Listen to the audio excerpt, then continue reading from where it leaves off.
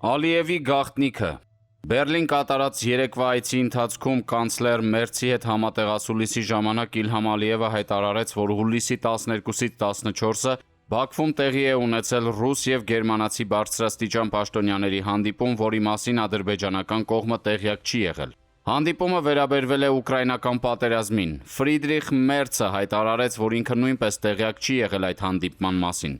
Նախ պետք է նշենք, որ Ալիևի այցը Գերմանիա փոքր-ինչ հապճեպ և վաղուց պլանավորված չէր։ Ինչ է այս ամենը նշանակում։ Հնարավոր է, որ Ադրբեջանի պես երկրում տեղի ունենան նման հանդիպումներ առանց Ալիևի գիտության։ Դա բացառվում է։ Ուրեմն ինչու է Ալիևը հապճեպ մեկնում Բերլին և հենց այնտեղ բացահայտում տեղի ունեցածը։ Անկասկած ռուս-գերմանական հանդիպումը տեղի է ունեցել հենց Ալիևի գիտությամբ։ Նա է դա կազմակերպել, բայց դա արվել է գաղտնի ումից։ Արդյոք դա միակ հանդիպումն է և արդյոք այդ մասին տեղյակ են ԱՄՆ-ն, Եվրամիությունը, Իսրայելը և նույնիսկ Թուրքիան։ Գերմանացի նախկին բարձրաստիճան պաշտոնյաների և ռուսների միջև սերտ կապերը նորություն չեն։ Ամիսներ առաջ պարզվեց, որ նախկին կանցլեր Շրյոդերը գաղտնի այց է կատարել Մոսկվա, որի նպատակը եղել է ուկրաինական պատերազմի հետ կապված հարցերի քննարկումը։ Այդ այցին անդրադարձան միջազգային բոլոր լրատվամիջոցները։ Առհասարակ ուկրաինական պատերազմի սկսվելուց հետո Գերմանիան որդեգրել է որոշակի տարօրինակ դիրքորոշում։ Կարծես այդ պատերազմից շատ հեռու է, չի ունեցել և չունի որևէ դերակատարություն ոչ Ուկրաինայի կողմից, ոչ էլ Ռուսաստանի։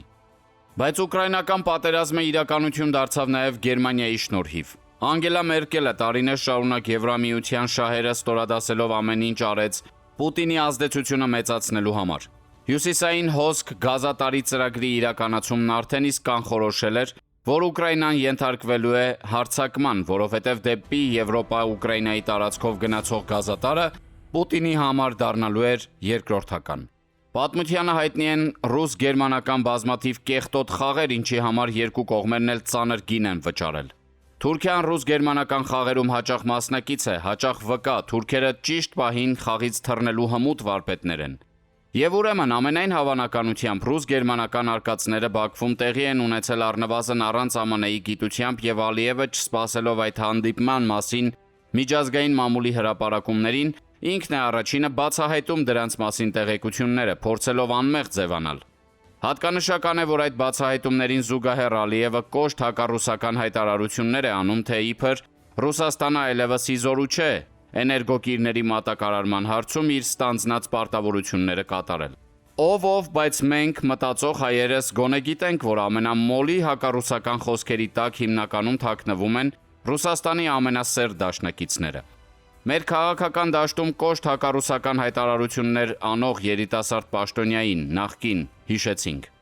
Ռուս-ադրբեջանական տարատեսակ հակասությունները զուտ շոու է, առանց Պուտինի աջակցության Ալիևը իշխանության ղեկին մնալ չէր կարող, երբ Հեյդար Ալիևը ԿԳԲ-ի անդամ էր, Պուտինը դպրոցական էր։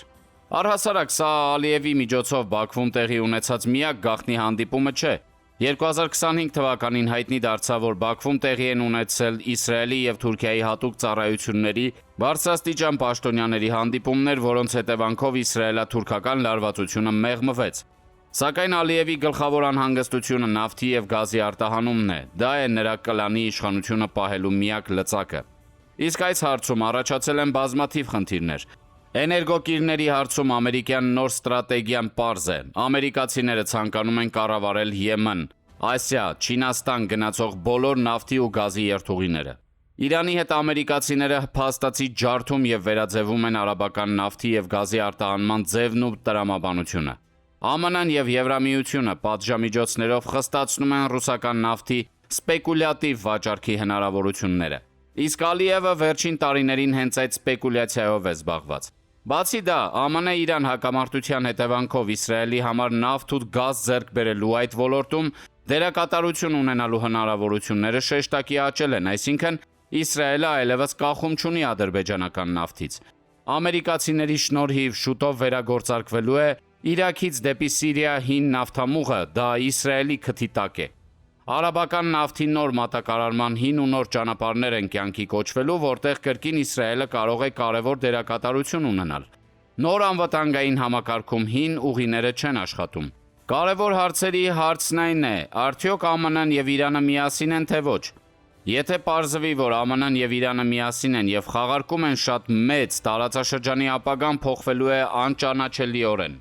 Դա մահացու վտանգ է Թուրքիայի, Ռուսաստանի եւ նույն Ադրբեջանի համար եւ ոչ միայն։ Վերադառնալով Գերմանիային պետք է նշենք եւս մեկ հանգամանք։ Գերմանացիները այս մեծ խաղում թաքուն խաղալով որոշակի հույսեր փայփայելով հասկացան, որ ընդհանրապես խաղից դուրս վիճակում են։ Ռուսաստանը կարող է չհաղթել, իսկ անցած 1-2 տարվա ընթացքում գերմանական ավտոպրոմը կանգնեց ոչնչացման վտանգի եզրին։ Չինական ավտոմոբիլների հետ մրցակցություն անել չի ստացվում։ Մինչ գերմանացիները հետ սովետական բանդիտների համար վերակենդանացում էին Mercedes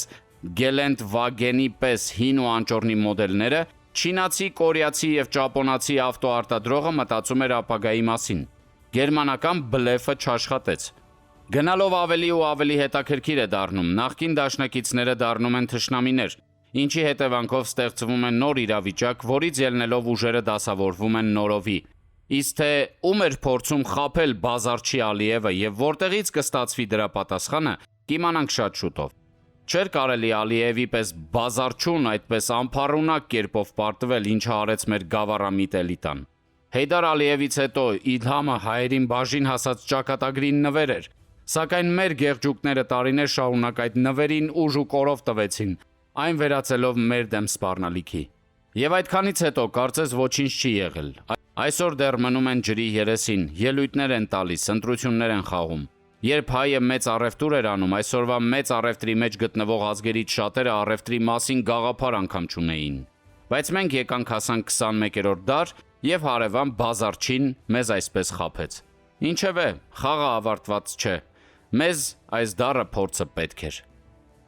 Facebook-յան իր էջում գրում է քաղաքական վերլուծաբան Արա Արայանը։ Բերլինում Ադրբեջանի նախագահի հետ բանակցությունների հաջորդ օրը Գերմանիայի կանցլեր Ֆրիդրիխ Մերցը հեռախոսազրույց է ունեցել Հայաստանի վարչապետ Նիկոլ Փաշինյանի հետ։